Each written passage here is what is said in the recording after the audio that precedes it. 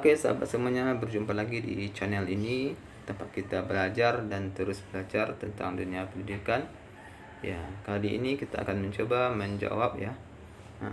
Saya akan mencoba menjawab atau memberikan informasi tentang beberapa kecemasan ya atau pertanyaan dari kawan-kawan kemarin yang mengikuti tes CPNS. Kemarin saya lihat di beberapa medsos ada pertanyaannya ya. Bagaimana kalau tentang ini ya, tentang kelulusan dengan nilai yang sama. Bagaimana kalau nilai integrasi SKD dan SKB-nya sama, terus ngambilnya dari mana ya. Kemudian kalau dari ini sama, ngambil gimana lagi ya. Baik, saya akan mencoba menjawab tentu dengan referensinya ya, bukan asal-asal jawab saja, tentu dengan data ya dan aturan. Oke. Baik, saya mulai saja. Sebelum saya mulai, silakan jangan lupa untuk subscribe videonya, channelnya, kemudian like videonya ya. Kalau bisa kasih komentar di kolom komentarnya. Oke, langsung saja kita masuk kepada apa sih data yang dipakai dalam untuk menjawab pertanyaan teman-teman kemarin. Ya, saya kemarin mencoba untuk di Google mencari data-data yang bisa dijadikan referensinya. Yang saya temukan kemarin adalah dari Peraturan Menteri Pendayagunaan Aparatur Negara dan Reformasi Birokrasi Republik Indonesia nomor 23 tahun 2009 tentang kriteria penetapan kebutuhan pegawai negeri sipil dan pelaksanaan seleksi calon pegawai negeri sipil tahun 2019. Jadi semua tentang mekanisme, sistem sebenarnya sudah lengkap di sini ya. Tapi kadang-kadang kita kadang-kadang tidak terlalu membaca semua. Kadang-kadang kita hanya membaca apa yang kita butuhkan. Contoh, kemarin waktu pembukaan yang dibaca cuma mungkin apa sih kisi-kisi SKD-nya, apa sih soal-soal SKB-nya, mungkin cuma itu. Padahal sebenarnya di sini sudah lengkap semua. Bagaimana kalau ini masalahnya, bagaimana penyelesaiannya.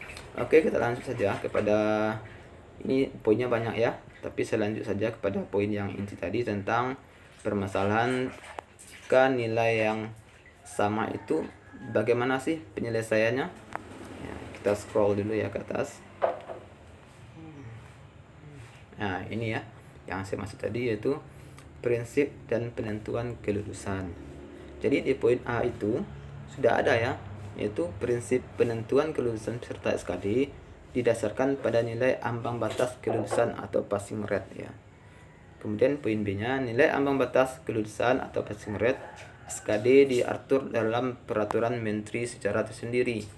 Apabila peserta seleksi memperoleh nilai kelulusan yang sama setelah integrasi nilai SKD dan SKB, maka penentuan kelulusan akhir secara berurutan berdasarkan pada ini poinnya. Jika SKD dan SKB itu sudah diintegrasikan, ternyata nilainya sama semua, maka penyelesaian pertama yaitu nilai total hasil SKD yang lebih tinggi. Jadi mana sih nilai SKD yang lebih tinggi? Kemudian kalau SKD-nya sama gimana? Nah ini yang kedua ya.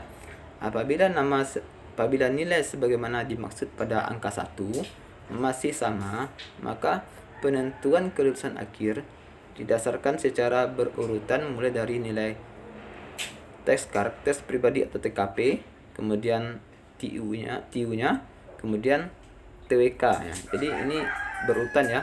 Pertama dilihat dulu nilai TKP yang siapa yang paling tinggi. Kalau masih sama, dilihat lagi nilai tes intelijensi umumnya siapa yang paling tinggi. Kalau masih sama juga, maka dilihat lagi nilai tes wawasan kebangsaannya.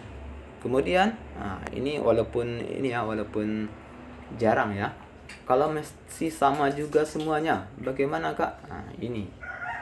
Maka kita masuk ke poin ketiga, yaitu apabila nilai sebagaimana dimaksud pada poin 2 masih sama, maka menentukan kelulusan akhir didasarkan pada nilai IPK bagi lulusan diploma, sarjana, magister. Sedangkan untuk lulusan SMA atas derajat berdasarkan nilai rata-rata yang tertulis di ijazah. Di sini ya.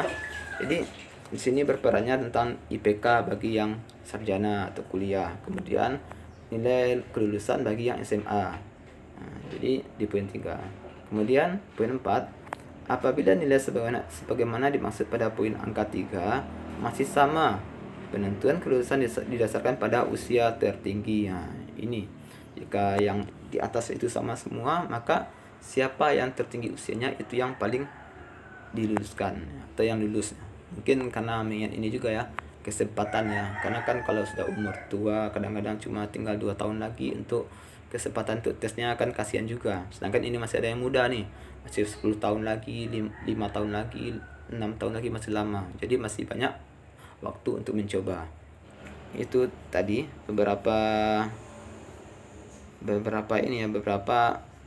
penjelasan bagaimana cara penyelesaian antara jika seandainya nilai tes itu sama semua.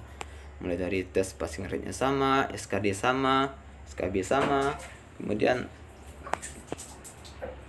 tes TKP sama juga, TIU-nya sama juga, TWK sama juga. Nah, maka nilai IPK-nya juga sama. Maka yang terakhir adalah siapa paling usia tertinggi. Nah, di usia ini sangat jarang sekali yang sama. Kalau bisa anekdotnya, kalau lah nanti tahun sama mungkin dihitung juga nanti bulannya ya, siapa yang paling unggul. Kalau bulan sama, hari mungkin dihitung juga nanti. Karena kan tanggal kelahiran itu juga mengikut ini ya, data dalam itu adalah tahun, bulan, hari, bahkan jam ya, bahkan detik ada juga kalau nggak salah, menit kalau nggak salah, itu di akte kelahiran. Oke, itu dulu untuk video kali ini, semoga bermanfaat dan bisa menjawab beberapa pertanyaan dari kawan-kawan semuanya. Dan sekali lagi, meluangkan waktunya jarinya untuk mengklik tombol yang tulisan subscribe warna merah ya, sehingga channel ini terus berkembang dan bisa memberikan manfaat yang lainnya. Oke, demikian dulu untuk video kali ini. Sekali lagi silakan di kolom komentar jika ada jika ada permintaan mau buat video apa yang pasti tidak terluar dari konteks pendidikan ya. Dan kali ini kita menambah lagi konteks CPNS ataupun PPG nantinya ya. Oke, itu dulu. Sampai jumpa di video selanjutnya.